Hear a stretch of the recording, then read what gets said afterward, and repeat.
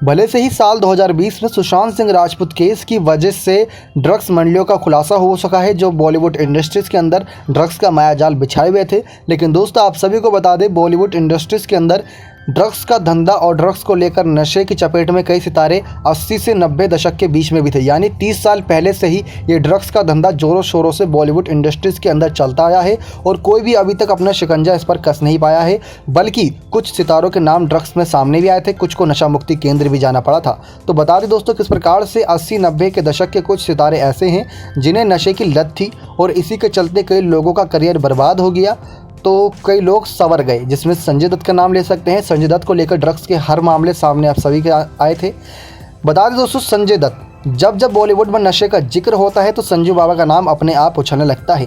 संजय दत्त ने अपनी ज़िंदगी के लगभग 12 साल नशे में बिताए थे।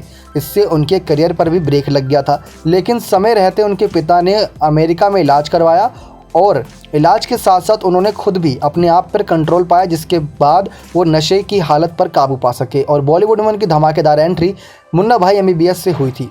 तो वहीं धर्मेंद्र पाजी भी नशे की लत में थे। यानी हमारे जो शोले फिल्म के जय वीरू की जोड़ी आपको देखने को मिली थी और उसमें जो वीरू पाजी थी यानी धर्मेंद्र पाजी भारतीय सिनेमा के दिग्गज एक्टर हैं, उनको भी नशाखोरी की लत लग गई थी। एक इंटरव्यू के दौरान धर्मेंद्र ने बताया था कि एक समय था कि वह जब ज़रूरत से ज़्यादा शराब पीते थे। नशे के चलते ही कुछ साल पहले उनकी तबीयत बिगड़ी थी और बहुत ज़्यादा ख़राब हो गई थी, जिसके बाद धर्मेंद्र ने शराब पीने की कसम खाई थी कि शराब आपके बाद से नहीं पिएंगे। तो वहीं मनीषा कोइराला का नाम भी सामने आया था। बॉलीवुड में एक से बढ़कर एक सुपरहिट फिल्में देने वाली मनीषा कोइराला भी नशे की आदी थी। उन्हें नशे की लत बुरी तरीके से लग चुकी थी, जिसकी वजह से उनको फिल्में मिलना बंद हो गई थी और हालांकि उनको कैंसर होने के बाद उन्होंने शराब पीना पूरी तरीके से बंद कर दिया था। लेकिन खबरें ये सामने आई थी कि अपना नशा छुड़वाने के लिए नशा मुक्ति केंद्र तक गई थी। तो वहीं पूजा भट्ट का नाम भी इस लिस्ट में शामिल है। एक्ट्रेस पूजा भट्ट को भी नशे की लत थी। 16 साल की उम्र में ही पूजा शराब पीने की आदी हो गई थी। इसका असर उनके लुक पर पड़ा और उन्हें फिल्में मिलना कम हो गई। पूजा भट्ट महेश भट्ट उनके पिता हैं। तो इस लिस्ट में महेश भट्ट का भी नाम है। फेमस डायरेक्टर और आलिया और पूजा के पिता महेश भट्ट भी नशे की आदी हो चुके थे, क्योंकि महेश तो इतने नशे में चूर हो गए थे कि उनका सबसे नाता टूटने लगा था। हालांकि अपनी बेटी के लिए उन्होंने इस बुरी आदत को छोड़ने का फैसला किया था। तो वहीं गीतांजलि का लिस्ट में नाम है।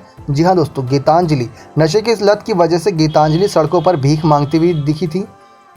बता दें कि वह 90 के दशक की जानी-मानी मॉडल थी और कई टीवी सीरियल में भी काम कर चुकी थी। फरदीन खान का नाम ऐसा था जो कि जेल की सलाखों के पीछे भी गए थे। फरदीन खान फिरोज खान के बेटे हैं। उनका बॉलीवुड में डेब्यू तो बेहद ही शानदार था, लेकिन करियर में आगे बढ़ते ही फरदीन को नशे की ऐसी लत लग गई कि उनका पूरा करियर बर्बाद हो गया। 5 मई 2001 में कोकीन रखने के लिए फरदीन खान को गिरफ्तार किया गया था।